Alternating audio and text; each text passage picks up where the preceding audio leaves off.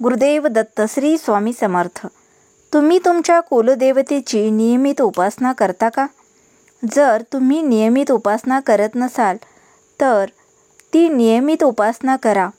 कुलदेवतेची सेवा कशी करावी याबद्दल तुम्हाला काही माहिती असेल किंवा नसेल, मात्र या 4 गोष्टी तुम्हाला माहीत असणे अतिशय महत्त्वाचे आहे आणि या 4 गोष्टी तुम्ही कुलदेवतेसाठी करायलाच हव्यात.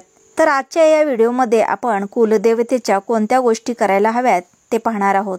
कुलदेवता हा शब्द कुल आणि देवता या 2 शब्दांनी मिळून बनलेला आहे. कुलाची देवता म्हणजेच ती कुलदेवता. ज्या देवतेची उपासना केल्यावर मूलाधार चक्रातील कुंडलिनी शक्ती जागृत होते, म्हणजेच आध्यात्मिक उन्नतीला आरंभ होतो, ती देवता म्हणजेच कुलदेवता.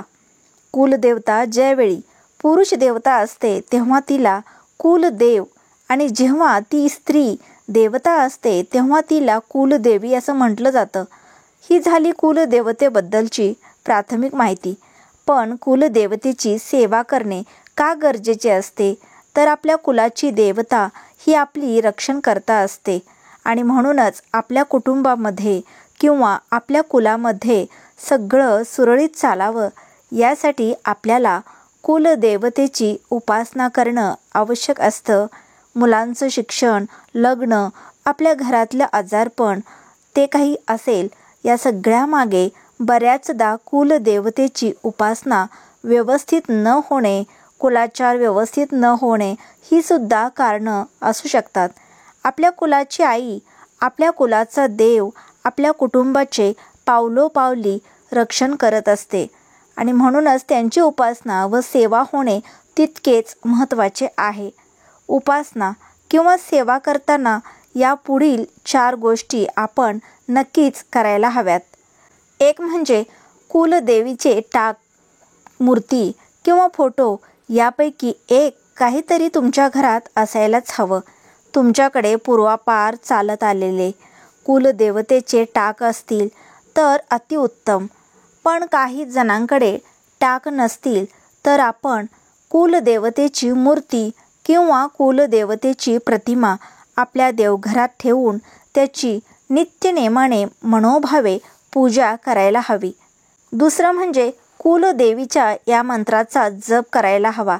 दररोज तुम्ही कुलदेवीचा मंत्र करायला हवा. रोज कमीत कमी 1 माळ तरी जप करावा.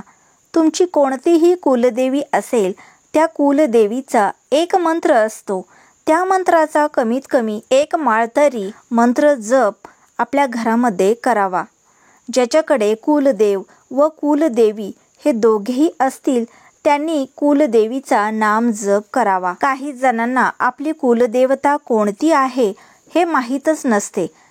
त्यांनी श्री कुलदेवताय नमः हा मंत्र जप करावा. हा मंत्र जप श्रद्धेने केल्यास आपल्या कुलाची कुलदेवता कोणती आहे हे सांगणारे कोणीतरी नक्कीच भेटते. तिसरी गोष्ट म्हणजे कुलदेवतेच्या वारी उपवास करावा.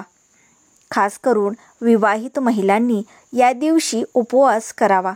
तो संपूर्ण कुटुंबाला लाभदायक ठरतो. जर तुम्हाला कुलदेवीचा वार माहीत नसेल तर मंगळवारी तुम्ही उपवास करू शकता, कारण मंगळवार हा देवीचा वार आहे. चौथी गोष्ट म्हणजे वर्षातून एकदा तरी संपूर्ण कुटुंबाने कुलदेवीच्या दर्शनाला जावे आणि आपल्या कुलदेवीचे दर्शन घ्यावे.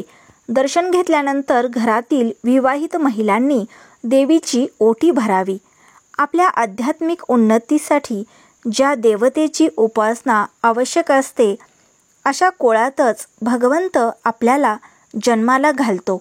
कुलदेवतेची उपासना करूनच आध्यात्मिक आणि हिंदवी स्वराज्याची स्थापना करून व्यावहारिक उन्नती झाल्याचे सर्वज्ञात उदाहरण म्हणजेच छत्रपती शिवाजी महाराज. तुळजापूर येथील भवानी माता ही त्यांची कुलदेवता होती. तिची मनोभावे उपासना करून तिच्या कृपेने त्यांनी हिंदवी स्वराज्याची स्थापना केली. तर स्वामी भक्तांनो, तुमच्या कुलदेवतेची उपासना करताना या 4 गोष्टी नक्की करा.